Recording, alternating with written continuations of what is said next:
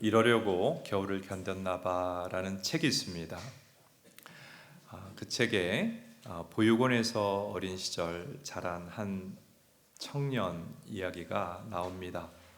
어머니가 일찍 돌아가셨어요. 아버지는 자녀 양육을 포기해 버렸습니다. 그래서 처음에는 큰아버지 댁에 또 할아버지 할머니가 이혼을 하셨는데 할아버지 댁에 또 할머니 댁에 이렇게 전전하게 되었는데 마치 자신이 미운 오리새끼 같았대요. 아무도 환영해주는 가정이 없었다는 것입니다. 어느 날 이제 할아버지 댁, 아주 가난하신 할아버지였는데 그 댁에 머물고 있을 때 일입니다. 먹을 게 없었어요. 어린 아이 때 얼마나 간식도 먹고 싶고 합니까? 빵이 먹고 싶은데 그 말을 할아버지한테는 못했다는 거예요. 왜냐하면 할아버지조차 나를 싫어하면 내가 잠잘 곳조차 없구나 하는 그 철이 일찍 든 거죠. 현실을 알았었기 때문이라고 합니다.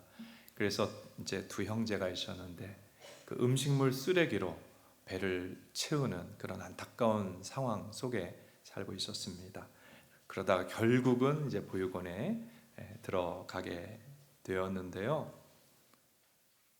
어린 시절 자신을 사랑해주는 어른이 하나도 없었다. 그래서 계속되는 자신의 인생의 고민은 왜 나는 사랑받을 수 없을까? 왜 나를 사랑해주는 사람이 없을까라는 고민이었다고 합니다. 나중에 감사하게도 이 젊은이가 하나님을 만나게 되는데요. 이 젊은이가 했던 고민, 왜 나는 사랑받을 수 없을까라는 고민은 단지 보육원에서 자란 사람만의 고민은 아닌 것 같아요. 제가 그 글을 읽으면서 가만히 생각해 보니까 이건 우리 모두의 고민이다.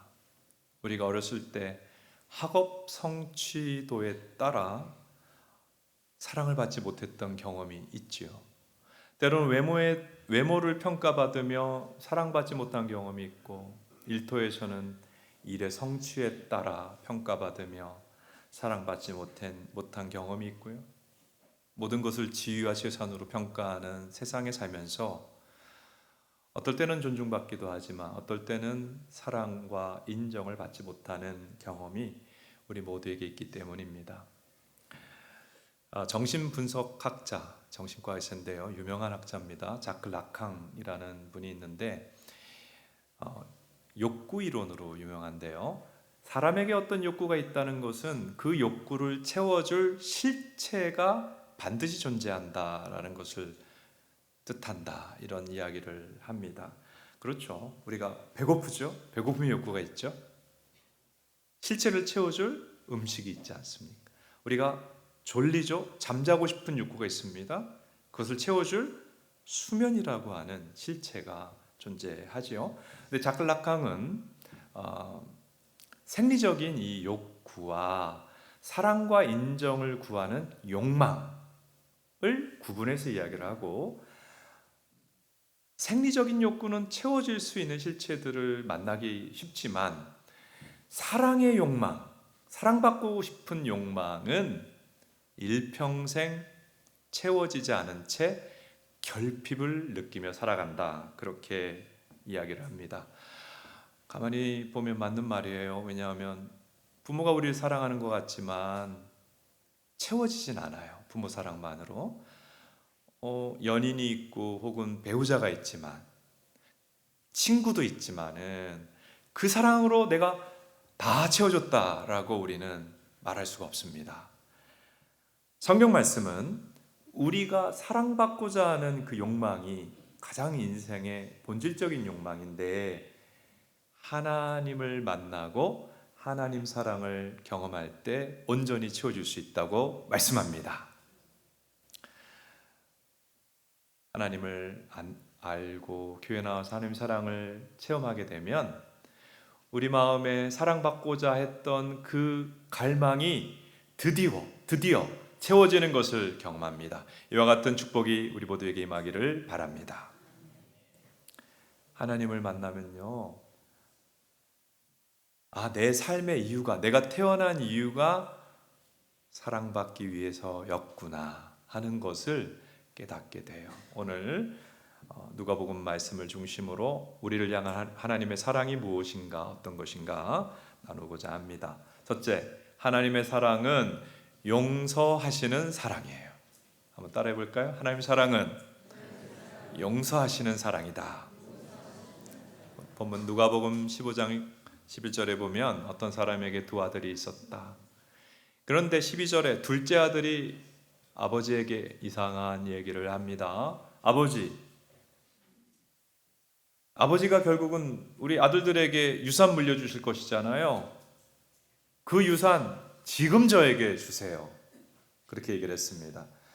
2000년 전이에요. 이때 문화에서는 유산은 부모가 죽었을 때 물려받는 거예요. 요즘이야 뭐 여러 가지 이유로 일찍 증여를 합니다마는 이때는 아버지가 돌아가시지 않았는데 유산 달라는 것은 아버지가 죽었으면 좋겠다는 뜻이고, 아버지 필요 없어, 아버지와의 관계는 끊어버리겠다고 하는 엄청난 상처를 주는 패역한 자녀의 그런 표현이라고 할 수가 있어요. 그런데 놀랍게도 이 아버지가 그 요구를 들어줘요. 살아있는데 유산 달라고 하는 요구를 들어줘서 둘째 아들의 몫의 유산을 주었는데, 아마도 이 유산은 땅이었을 것이에요. 땅. 근데 이 둘째 아들은 그 땅을 다 팔아가지고 현금화해서 먼 나라로 떠나버리게 됩니다. 이 행동 자체도 사실 부모에게는 가슴에 못을 박는 행동입니다. 여러분, 땅이라고 하는 것은 농경 문화권 안에서 부모만 아니라 그 자녀 대대로 거기서 농사를 짓고 먹고 살아야 되는 생명의 터전이에요. 이것을 판다는 것은 부모로서는 기절할 것 같은 행동이라고 볼 수 있습니다. 자녀는 너무나도 큰 상처를 부모에게 입힌 것이죠. 둘째는 이제 그 모든 것을 현금화해서 먼 나라로 떠나서 13절을 보세요. 어떻게 살았어요? 한번 따라합시다. 허랑방탕하게 지내며 이 재산을 다 써버렸어요. 이 허랑방탕했다라는 표현에서 이 둘째 아들의 별명이 붙었어요. 뭘까요?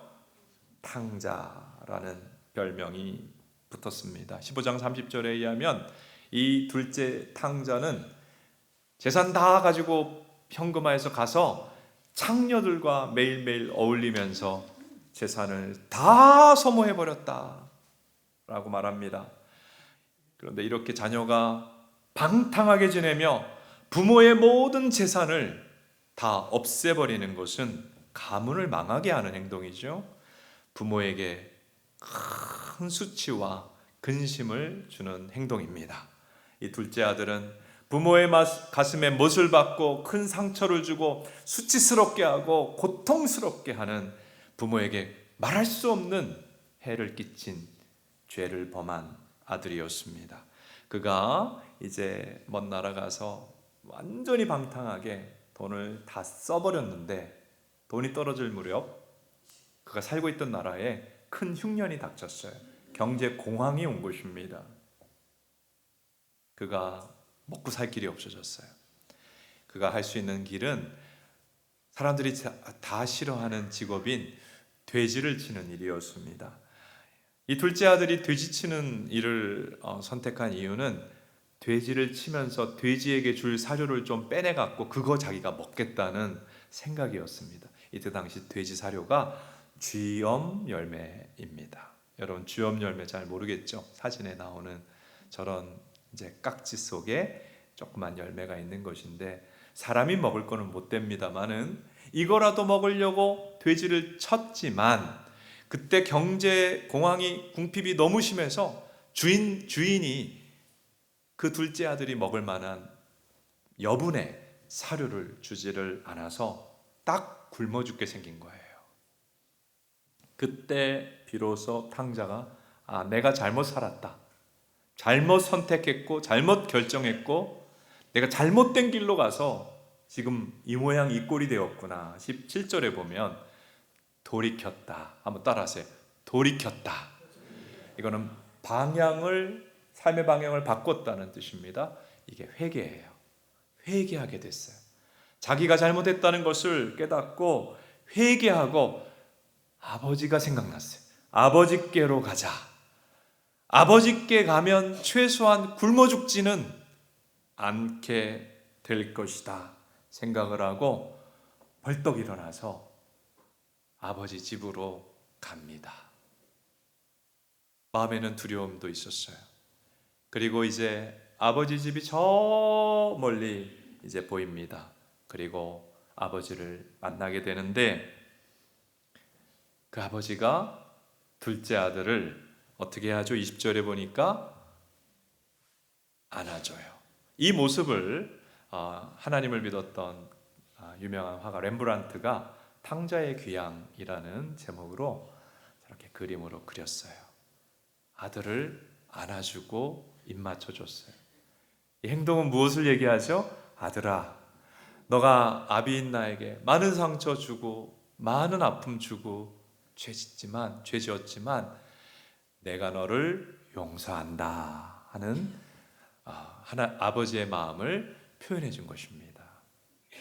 이 둘째 아들은 아담이에요.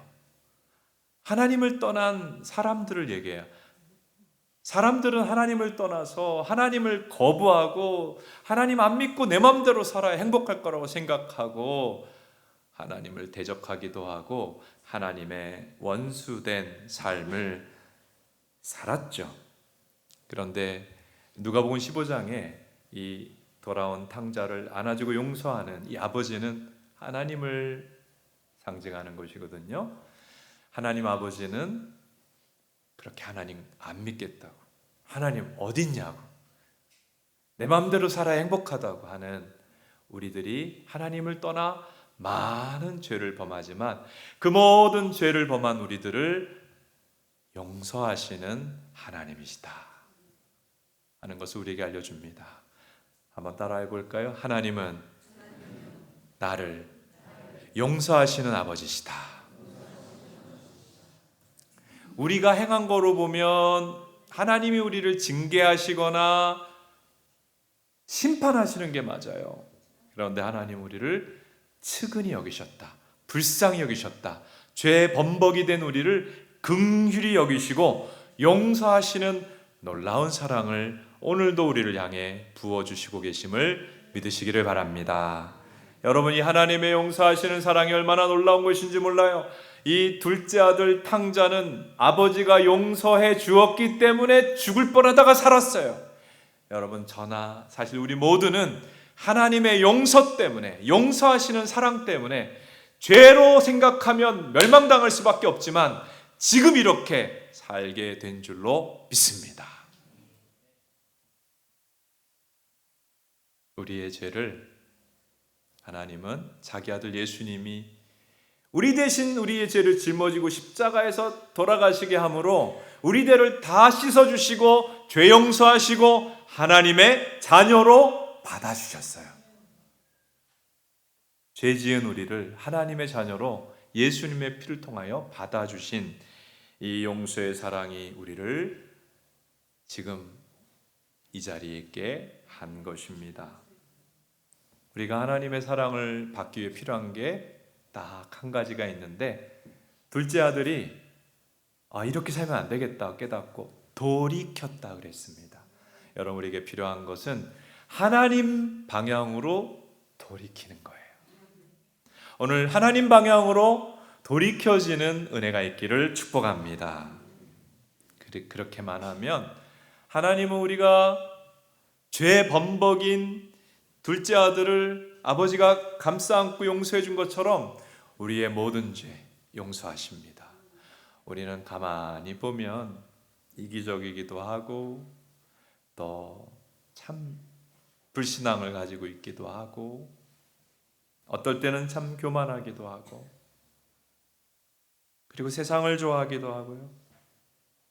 십계명에 나오는 죄들이 또 우리 안에 범해지기도 하지요. 성적인 죄나 말의 죄나 관계의 죄나 살인이나 도적질도 빠질 때가 있지 않습니까? 어떨 때는 중독에 빠지기도 하고 마약에 빠지기도 하는 게 사람들의 모습이지요.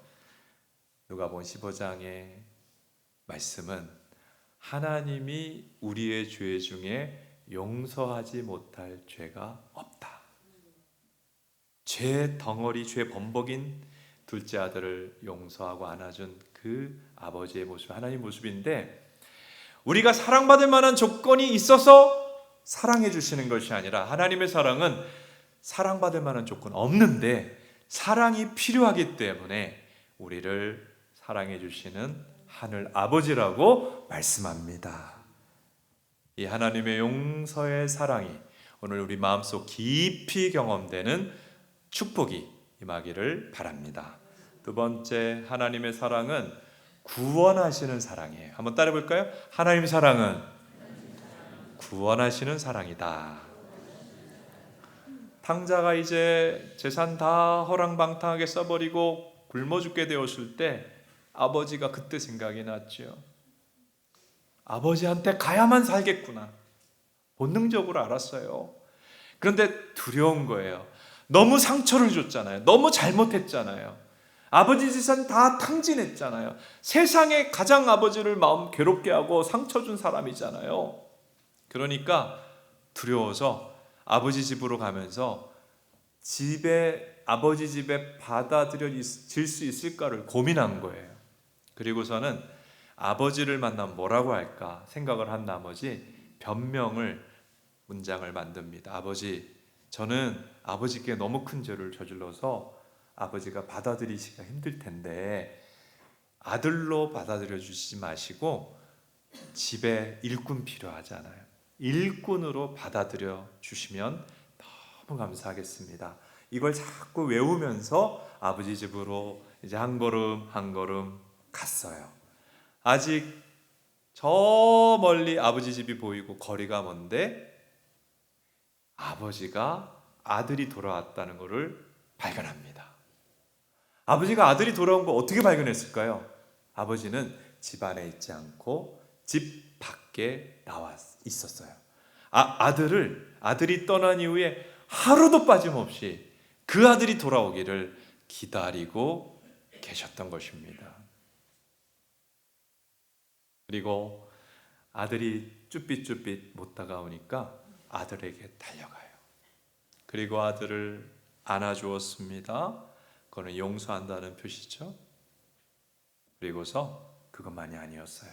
15장 22절을 보면 세 가지 행위를 하시는데 종들에게 얘기합니다. 이 돌아온 아들에게 제일 좋은 옷을 갈아입혀라. 손에는 반지를 끼워주고 지금 맨발로 왔네. 신을 신겨주어라 라고 이야기를 합니다. 지금 현대인들에게 이게 무슨 조처인지 이해가 안 될 거예요. 근데 그때 당시의 문화에서 좋은 옷을 입힌다, 색채가 있는 옷을 입힌다는 것은 상속자라는 신분을 뜻하는 거예요. 그러니까 이제 너는 다시 우리 집안의 상속자가 되었다, 그 신분이 회복되었다라고 색채 있는 옷을 입히고, 손에 가락지를 끼워줬다는 것은 인장 반지를 얘기합니다. 인장은 뭐예요? 법적 권한 아닙니까? 너는 그냥 품꾼으로 받아들여주는 게 아니라 우리 집안의 모든 법적 권한을 행사할 수 있는 사람으로 내가 복귀시켜준다. 그리고 신발을 신겨줬다 그랬죠. 종들은 맨발로 다니는 거예요. 너는 종이 아니야. 너는 일꾼이 아니야. 너는 내 핏줄이야. 내가 용서했어. 다시 받아들여준다. 자녀의 신분으로 복귀시켜준다고 하는 아버지의 표현이었어요. 이 둘째 아들은 아버지를 떠나고 사실은 아버지 없으면 행복할 거야 이런 생각으로 반항하며 뛰쳐나갔지만 완전히 인생에 나락에 떨어졌어요. 굶어 죽을 상황에 처하게 되었어요. 사랑받던 아들이 사랑 없는 끔찍한 삶의 현실을 만나게 되었습니다. 아버지는 죽을 상황에 있던 그 아들 건져준 거예요. 살려준 거예요. 모든 이 둘째 아들이 만난 결핍과 고난과 고통과 죽을 수밖에 없는 현실에서 이 아버지가 사랑으로 건져주고 구원해 주었습니다. 누가복음 이 15장 이 탕자의 비유는 인간의 가장 큰 문제가 하나님을 떠난 것이다. 하나님 아버지를 떠난 것임을 우리에게 알려줍니다. 그것을 죄라고 말해요. 어린 아기들은 엄마 아빠를 떠나는 순간 죽어요. 그런데 하나님과 관계 속에서만 살아야 되는 인간이 이 둘째 아들처럼 하나님 없이 살겠다, 그래야 내가 행복하겠다라고 떠날 때 결핍, 고통, 그리고 고난, 허무, 죽음으로 향하게 될 수밖에 없는 것입니다. 하나님 사랑은 뭐냐? 하나님을 떠난 사람들이 만난 결핍과 고난과 허무와 죽음으로부터 우리를 건져주고 구원해 주시는 거예요. 여러분이 하나님의 건져주시고 구원하시는 그 사랑이 저 여러분에게 오늘 새롭게 경험되고 부어지기를 축복합니다. 이 하나님의 구원하는 사랑의 한 예를 좀 말씀을 드립니다. 때는 2002년이고요. 서울예대를 다니는 어느 여학생의 이야기입니다. 음악이나 실용음악, 또 연기, 또 연극 이런 전공을 하는 학생들에게 제일 좋은 학교가 서울예대 아닙니까? 이 학생은 어릴 때 아버지가 초등학교 4학년 때 돌아가셨어요. 그런데 어린 마음에서부터 큰 슬픔이 그때 생겼는지 우울증이 이제 그때부터 막 자신을 괴롭혔어요. 그리고 이제 학교는 들어갔는데 그때부터 오히려 감당 못할, 그러니까 우울증이 감당 못하게 심해지는 거예요. 마음이 힘들다, 그건 우울증이 아니에요. 우울증은 뭐냐 하면 내일이 안 왔으면 좋겠다는 거예요.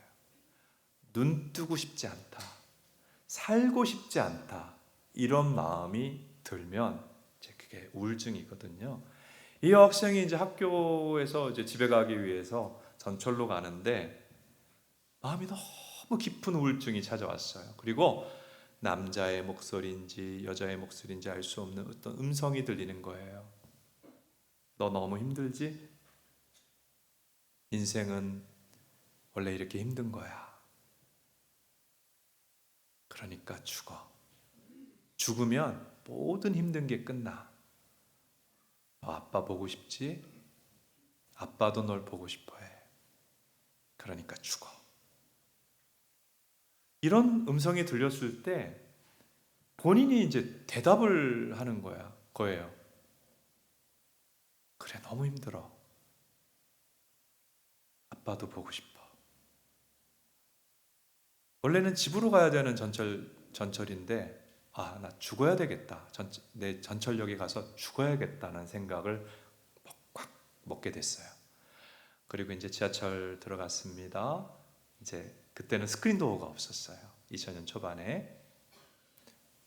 그 노란 표시 있죠? 선로 앞에 있는 그 끝까지 가서 이렇게 서 있는데 죽어야겠다는 마음 먹었지만 또 한편에는 누가 이 힘든 나를 알아주고 도와줬으면, 그러지 말라고 붙잡아줬으면 하는 마음도 간절하게 있었는데, 이상하게 그 사람들이 자기가 그 선로 앞에 그 노란 선에 서 있음에도 불구하고 여학생 왜 그래요?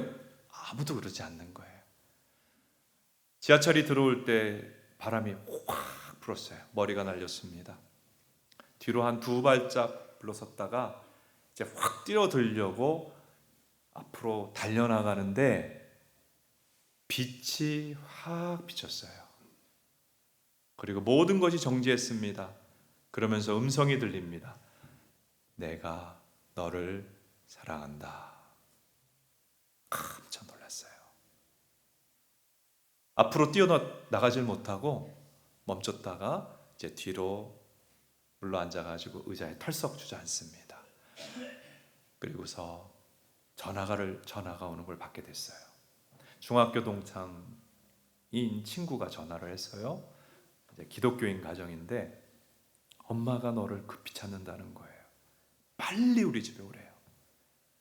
그래서 경황 없이 이제 그 동창 친구의 집에 갑니다. 배를 누르고 들어가 보니까 친구 엄마가 거실에서 기도하고 계세요. 그리고 친구가 온 걸 다 보더니 첫 마디가 너 왜 거기서 죽으려고 했어? 묻는 거예요. 눈물이 콱 쏟아졌어요. 대답을 합니다. 아무도 나를 사랑하는 사람이 없어서요. 친구 엄마가 얘기합니다. 하나님이 너를 사랑하신다. 그때 알았어요. 자기가 자살하려고 지하철 선로에 뛰어들려는 찰나 내가 너를 사랑한다 하는 그 음성이 하나님의 음성이었다는 것을 깨닫게 됩니다. 친구 엄마의 인도로 그날 복음을 듣고 예수님을 구주로 영접하고 그 여학생이 기독교인이 되었어요. 그러면서 자신을 그토록 괴롭혔던 우울증이 치유되고 그 이후로 너무 기쁜 삶이 되어서 자신처럼 인생에 많은 아픔을 가지고 있는 사람들에게 예수님의 사랑을 전하는 삶을 지금까지 살아가고 있다고 합니다. 여러분 인생을 살면 인생은 이런 거 아닌가 싶습니다. 물론 여러분 중에 예외도 있어요. 대부분은 긴 힘듦과 고통이 있고 짧은 기쁨이 있는 것 같아요. 그래서 우리는 굉장히 인생을 살면서 나는 행복하기를 원해서 사는데 왜 이렇게 별로 행복하지 않지? 왜 이렇게 힘들지? 하는 고민을 갖고 있습니다. 예외라면 여러분 아주 특수하신 분이고 감사하셔야 되고 대부분 그렇게 살아요. 인생은 힘들고 외롭고 허무하고 고통스럽고 결국 죽음을 향해 간단 말이에요. 이 우리의 인생의 힘듦을 누가 건져줄 수 있느냐? 하나님의 사랑이 건져줍니다. 구원합니다. 이 구원하시는 사랑을 오늘 깊이 체험하시는 저 여러분 될 수 있기를 축복합니다. 세 번째, 하나님의 사랑은 존재 자체를 사랑해 주시는 것입니다. 이 둘째 아들이 집에 돌아오니까 아버지가 너무 기뻐가지고 너무 기뻐서 파티를 열었어요. 제일 좋은 송아지 데리고 오라. 송아지한테는 참 안타까운 날이 되었지만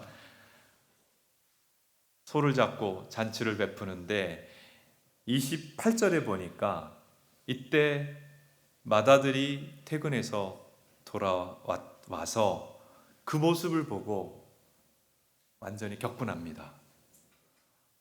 둘째 동생이 돌아왔다는 것은 알겠는데 그 둘째 동생이 뭐 잘한 게 있고 뭘 사랑받을 만한 자격이 있다고 우리 아버지가 이렇게 성대한 잔치를 베푸느냐. 완전히 뚜껑 열렸어요. 완전 격분했어요. 그리고 아버지한테 막 얘기합니다. 아버지 미쳤어요. 제가 사랑받을 만한 조건이 뭐가 있어요? 왜 이런 잔치를 베푸는 것입니까? 맏아들이 얘기합니다. 맏아들의 사고방식은 사랑받으려면 이유가 있어야 된다는 거예요. 조건이 있어야 된다는 거예요. 근데 여러분 이 맏아들의 생각과 가치관이 이 세상을 지배하고 있는 생각이에요. 사랑받으려면 너는 조건을 갖춰봐.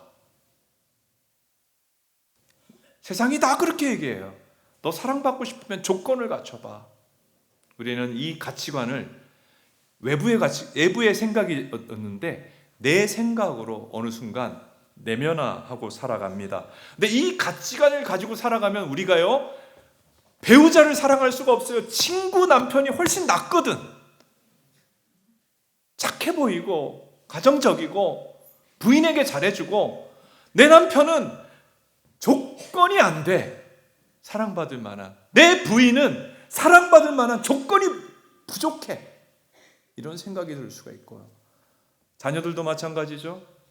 남의 집 애들은 그래도 성실하게 공부 잘하더만 우리 애들은 조건으로 생각하니까 내 아이를 제대로 사랑할 수가 없잖아요. 그래서 가정마다 힘든 거예요. 사랑받으려면 조건이 있어야 돼. 가족들을 사랑할 수가 없어요. 그리고 이 가치관이 모두의 생각입니다만은 얼마나 위험한가 하면 이걸 나에게 우리가 적용시킨단 말이에요. 자, 우리는 하나님과 관계에서 이런 생각을 할 때가 있어요. 그럼 하나님도 날 사랑하기 힘드시겠다. 내가 신앙생활을 그렇게 잘하는 것도 아니고 잘 믿음 안에 사는 것도 아니고 나는 하나님의 사랑받기에 너무 부족해. 이런 생각을 종종 해요. 왜냐하면 사랑은 조건이 필요하다. 이 가치관이 꽉 들어와 있기 때문입니다. 그래서 우리는 자주 예배 나오고 신앙생활 하면서도 나는 하나님이 사랑하시는 존재라고 느끼지 못하고 침체와 하나님이 날 사랑하실까 하는 고와 같은 마음에 영적 침체에 자주 빠져들어요. 그게 다른 문제가 아니라 마다들의 가치관, 사랑의 조건이 필요하다. 이 가치관 때문에 나 스스로 영적 침체로 나를 밀어넣고 있다는 것을 우리가 알 필요가 있습니다. 누가복음 15장의 이 아버지 하나님이죠. 탕자를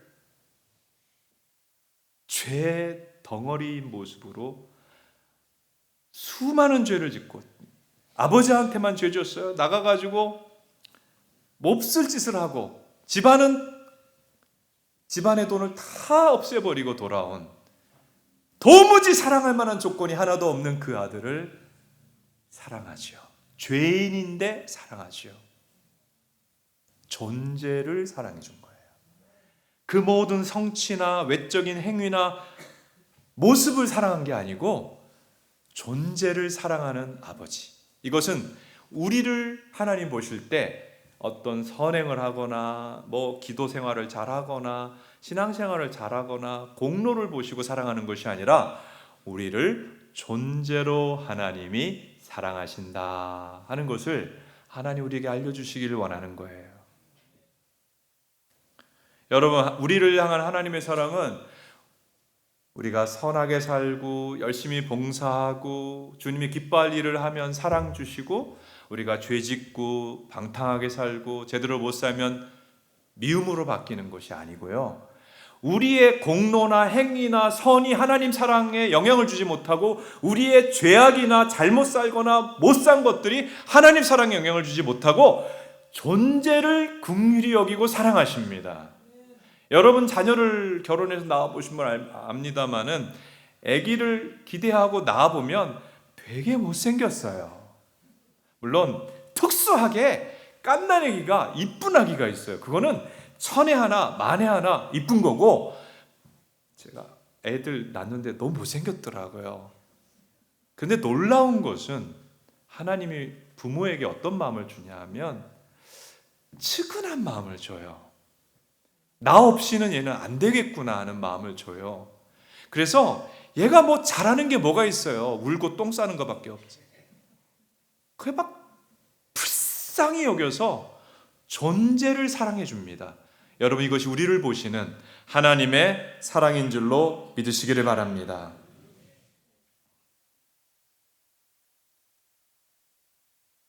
탕자가 돌아와서 사랑한 게 아니에요. 아버지 저 잘못 살았어요 라고 뉘우치고 돌아와 사랑한 게 아니고, 아버지는 탕자가 아버지로부터 멀어져 있고 죄 가운데 살 때 이미 사랑하셨어요. 여러분, 우리를 하나님이 사랑하시는데 교회 나와서 사랑한 게 아니고 죄 가운데 하나님 너무 마음 아프게 하며 살 그 죄인일 때도 사랑하셨어요. 존재로. 그러므로 오늘 하나님 앞에 나온 우리의 모습은 더욱 사랑해 주시는 줄로 믿습니다. 그래서 하나님의 사랑은 공로로 조건으로 성취하는 게 아니에요. 미래적으로 오는 게 아니고 이미 주어졌어요. 한번 따라합시다. 하나님의 사랑은 이미 나에게 부어졌다. 이게 안 믿어지시죠? 그러니까 자꾸 그와 같은 마음으로 신앙생활 하신다고요. 공로로 얻어야 된다고 생각하니까 미래에 있는 게 하나님 사랑이 아니고 이미 주어졌어요. 따라하세요. 하나님 사랑은 나에게 이미 부어지고 있다. 여러분, 좀 설명을 드립니다.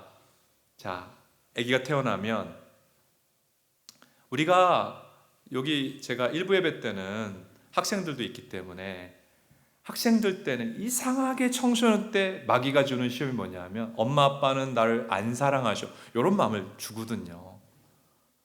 혹시 젊은이들 중에도 혹시 그런 마음이 있는 분이 있을지도 몰라요. 뭐 엄마 아빠가 좀 공부하라고도 하고 똑바로 살라고도 하잖아요. 그게 다 사랑 없음으로 느껴져 가지고 엄마 아빠 날 안 사랑하셔. 지금 여기 살아서 존재한다는 것 자체가 부모에게 엄청난 사랑을 받은 것입니다. 여러분, 아기가 잉태되면 그 산모가 힘들어요. 그 아기를 안 사랑하면 잉태된 아기를 없애고 싶어 합니다. 근데 내 어머니가 나를 잉태하여 불편한, 특히 막달 되면 얼마나 불편해. 제대로 누울 수도 없고. 그걸 참아낸 건 사랑이에요. 잉태의 고통을 견딘 게 사랑이에요.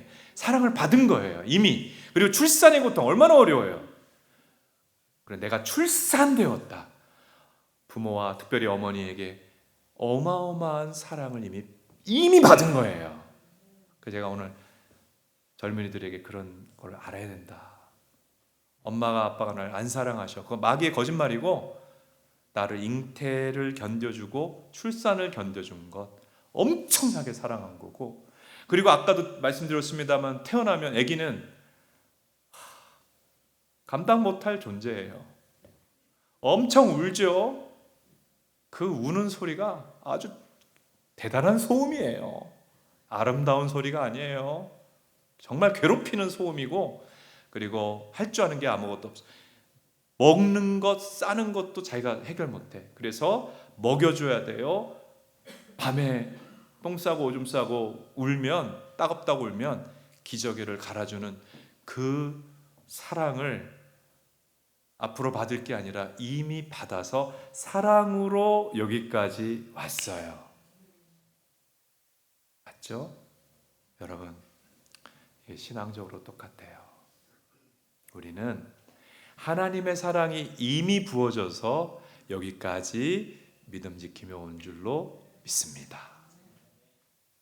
우리가 뭐 그렇게 하나님을 찾고 싶었던 것도 아니고 진실한 신앙을 하고 싶었던 것도 아닌데 하나님이 붙잡으시고 무엇보다도 고통하며 죄로 죽을 수밖에 없는 우리들을 위해서 아들을 십자가에 달리게 하시고 죽게 하시고 말할 수 없는 사랑을 우리에게 이미 부어주셔서 그것을 또한 성령으로 깨닫게 하시고 믿는 자들을 우리에게 붙여주시고 교회로 나오게 하시고 목회자의 수고와 믿음 좋은 사람들의 수고를 통해 오늘 우리가 하나님의 사랑을 이제 겨우 깨달을 수 있을 정도로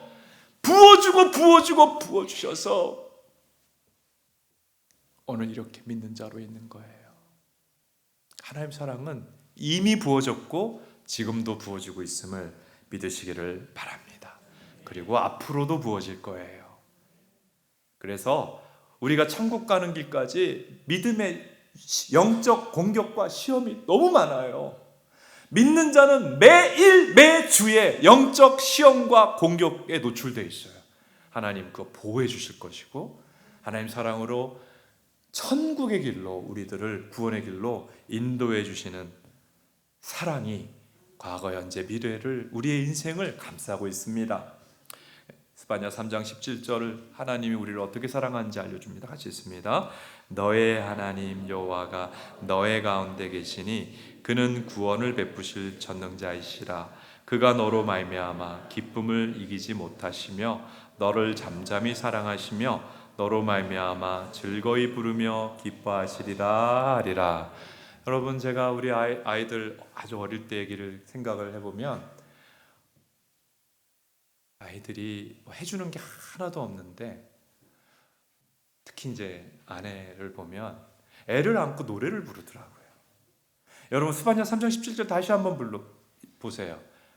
그가 너를 잠잠히 사랑하시며 그리고 너로 말미암아 노래를 부르시는, 우리를 바라보며 사랑의 노래를 부르시는 하나님이라고 말씀합니다.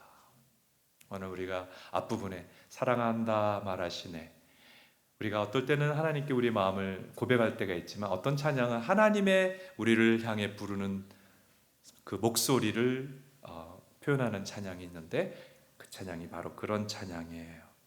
여러분, 우리를 바라만 봐도 기뻐하시고 사랑의 노래를 부르시는 이 하나님의 사랑이 오늘 그 크기대로 우리 가운데 깊이 체험되기를 축복합니다. 하나님 사랑 필요한데 아무것도 필요 없는데 딱 한 가지 필요한 것은 돌이키는 거예요. 지금 바깥에는 햇살이 이렇게 비춰옵니다마는 지하실에 깜깜한 데 가 있다면 햇살을 도무지 느끼지 못할 거예요. 여러분, 성경을 한 문장으로 요약하면 하나님이 우리를 사랑하신다 이게 신앙의 핵심이거든요. 하나님 사랑을 깊이 알고 누리는 것이 신앙의 본질인데 왜 하나님 사랑이 안 느껴질까? 하나님 사랑 쪽으로 방향이 있지 않기 때문입니다. 다른 것을 바라보기 때문이에요. 오늘 하나님 사랑을 향해 우리가 돌이키는 역사가 있기를 바랍니다. 또 하나 믿으시기 바랍니다. 하나님이 나를 이처럼 사랑하신다는 것을 믿을 때에 돌이킴과 믿음이라고 하는 통로로 하나님 사랑이 우리에게 막 부어 들어오게 될 것입니다. 다양한 방식으로 들어와요. 어떨 때는 햇살로 내가 너를 사랑한다 토닥토닥 하시기도 하고, 그리고 나의 곁에 천사 같은 사람들이 있잖아요. 나를 사랑하는 그 사람들의 존재를 통해 내가 이렇게 너의 곁에 천사 같은 사람을 붙여줄 정도로 너를 사랑한다. 어떨 때는 아름다운 하늘을 보며 새의 그 노래소리를 들으며 하나님 찬양하는 새소리를 들으며 마음에 하나님 내가 너를 사랑한다 말씀하기도 하고, 어떨 때는 음악을 통해, 어떨 때는 찬양을 통해, 그리고 가장 주되게는 하나님의 말씀을 통해 사랑한다 말씀해 주시고, 그리고 더 핵심적으로는 예수님의 십자가를 통해 내가 이처럼 너를 사랑한다 하나님이 우리에게 말씀합니다. 여러분, 우리 삶에 좋은 거 있잖아요. 씁쓸하고 광야 같은 인생길에 작은 기쁨을 주는 것들이 있죠. 하나님이 우리에게 사랑하신다는 표시입니다. 그리고 우리의 가족 관계, 나에게 기쁨들을 주는 것뿐만 아니라 영적으로 죄사함, 그리고 하나님의 자녀됨, 하나님 백성의 일원이 됨, 구원, 우리의 삶의 모든 좋은 것은 하나님이 나를 사랑하셔서 주신 것이에요. 나를 사랑하셔서 주신 것이 구원이에요. 나를 사랑하셔서 하나님 베푸시는 것들을 깨닫고 그 사랑을 풍성히 누리고 또 그 사랑을 전하는 우리의 삶이 될 수 있기를 축복합니다.